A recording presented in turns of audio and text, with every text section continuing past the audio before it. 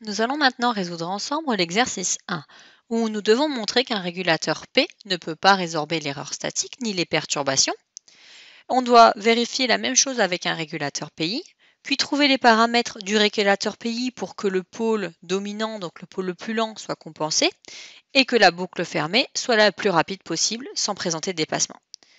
Et on doit trouver les paramètres de ce même régulateur PI, mais cette fois-ci, on autorise un dépassement acceptable.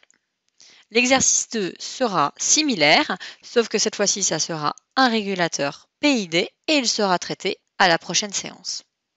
La première étape pour résoudre cet exercice est d'écrire la sortie, donc Y de t, en fonction des trois entrées. Donc les entrées, nous avons R de t, qui est la consigne, V2 de t, la perturbation, et V1 de t, une autre perturbation.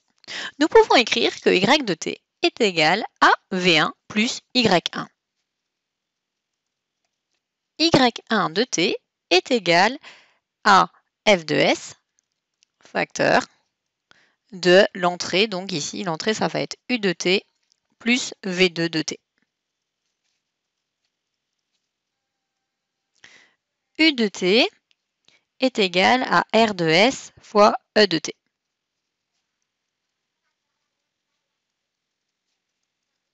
Nous pouvons développer.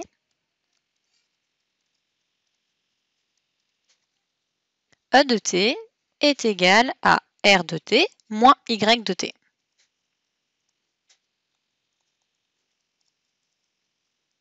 Nous pouvons développer.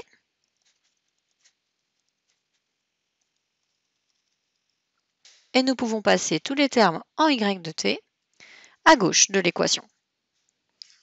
Nous obtenons donc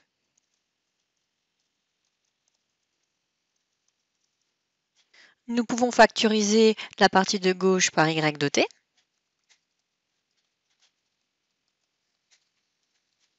Nous pouvons donc en déduire que Y de t est égal à toute la partie de droite divisée par 1 plus FR. Je vais simplement scinder mon équation en trois parties pour retrouver mes trois entrées. Nous obtenons donc que la sortie est égale à un terme facteur de R de t, notre consigne, un autre terme facteur de V2 de t, notre perturbation, et un autre terme facteur de V1 de t, notre autre perturbation. Nous allons donc nommer ce premier terme G de S, ce second terme G1 de S, et le dernier terme G2 de S. Et nous allons travailler avec ceci pour la suite. Répondons maintenant à notre première question. Il faut montrer qu'un régulateur proportionnel ne peut pas résorber l'erreur statique ni les perturbations V1 et V2. Si nous avons un régulateur proportionnel, R de S est donc égal à K. Notre fonction G de S est donc égale à K fois F de S sur 1 plus K fois F de S. Supposons que V2 de t et V1 de t soient tous les deux égales à 0. L'erreur statique est égale à la consigne moins la sortie. Donc si les deux perturbations sont nulles, la sortie est simplement égale à G de S fois R de t. Nous pouvons factoriser par R de t. Il reste ainsi 1 moins G de S.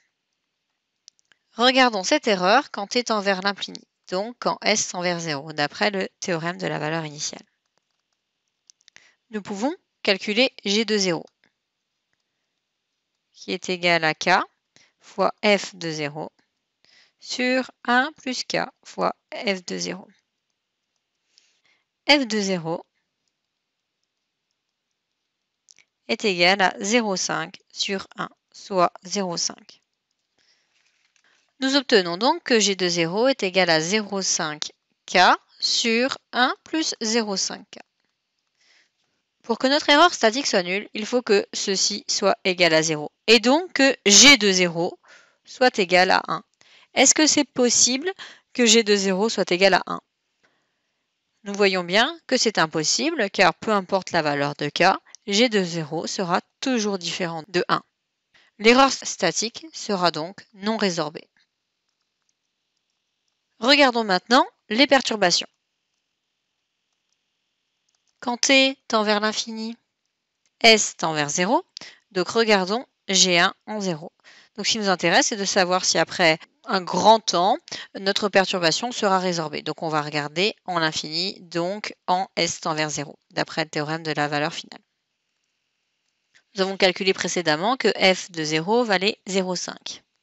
Et nous remarquons que ce terme sera toujours différent de 0 car le numérateur n'est pas nul.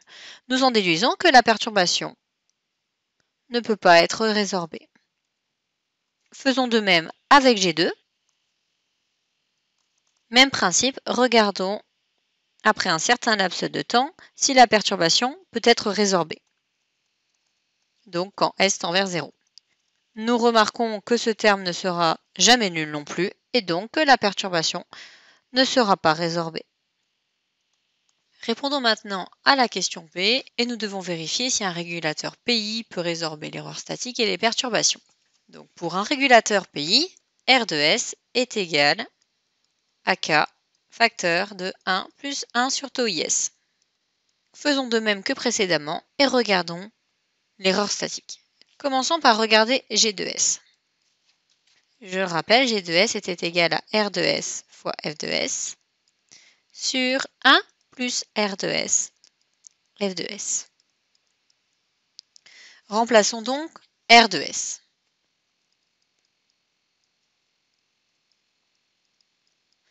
Multiplions le numérateur et le dénominateur par tau IS. Nous obtenons donc ceci. Supposons de la même manière que précédemment que les perturbations V2 et V1 sont nulles. L'erreur est donc égale à la consigne moins la sortie, et la sortie est égale à G de S fois R de T puisque les perturbations sont nulles. Nous pouvons factoriser par R de T, ce qui donne ceci. Regardons l'erreur en l'infini. Je le rappelle, quand t tend vers l'infini, S tend vers 0. Calculons donc G de 0, qui est égal à ceci. Donc nous obtenons que G de 0 est égal à 1. Pour que l'erreur statique soit nulle, il faut que ce terme soit égal à 0, et donc que G de 0 soit égal à 1, ce qui est effectivement le cas. Nous pouvons donc en déduire que l'erreur statique est résorbée. Vérifions maintenant les perturbations. Remplaçons R de S par notre régulateur PI. Pour simplifier, multiplions le numérateur et le dénominateur par tau IS. Nous obtenons donc ceci. Quand t tend vers l'infini, alors S tend vers 0. Donc regardons G1 en 0 pour savoir si notre perturbation sera résorbée. Nous obtenons donc tau I fois 0 fois F de 0, ce qui fait 0 sur 0 plus K F de S. Donc K F de 0. Donc 0 sur quelque chose, ça fait 0. Nous pouvons donc en déduire que la perturbation est résorbée. Faisons de même avec G2. Remplaçons R de S par notre régulateur PI.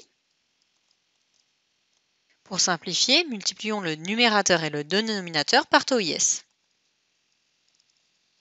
Quand t tend vers l'infini, regardons G2 de 0. Nous obtenons donc 0 sur K F de 0, ce qui fait 0. La perturbation est donc bien résorbée. Nous pouvons en déduire que le régulateur PI annule l'erreur statique et résorbe les deux perturbations. Répondons maintenant à la question C. Et nous devons trouver les paramètres de ce régulateur PI pour que le pôle dominant soit compensé, donc le pôle le plus lent, et que la boucle fermée soit la plus rapide possible sans présenter de déplacement. Dans le chapitre 2, nous avions vu ceci. Et nous pouvons constater que si nous ne souhaitons pas de dépassement, le coefficient d'amortissement doit être égal à 1, c'est-à-dire que les pôles doivent être à partie réelle uniquement. et pas de partie imaginaire. Ignorons les perturbations et regardons notre système en boucle ouverte qui est égal à ceci. Ici, nous avons affaire à un régulateur PI. Nous pouvons donc remplacer R de S par ceci. Nous pouvons mettre notre régulateur sous la forme. Il faut déterminer le pôle le plus lent. Regardons donc les constantes de temps. Nous voyons qu'ici, nous avons une constante de temps qui est égale à 2. Et ici, une constante de temps qui est égale à 1. Je rappelle que pour déterminer la constante de temps, nous devons être sous la forme tau S plus 1. C'est bien le cas ici. Attention au piège. Donc le pôle le plus lent est le 2S plus 1. Donc c'est celui-là qu'il va falloir compenser avec ceci. Donc la valeur de tau I sera égale à 2. Nous pouvons donc déterminer que notre boucle ouverte est égale à ceci.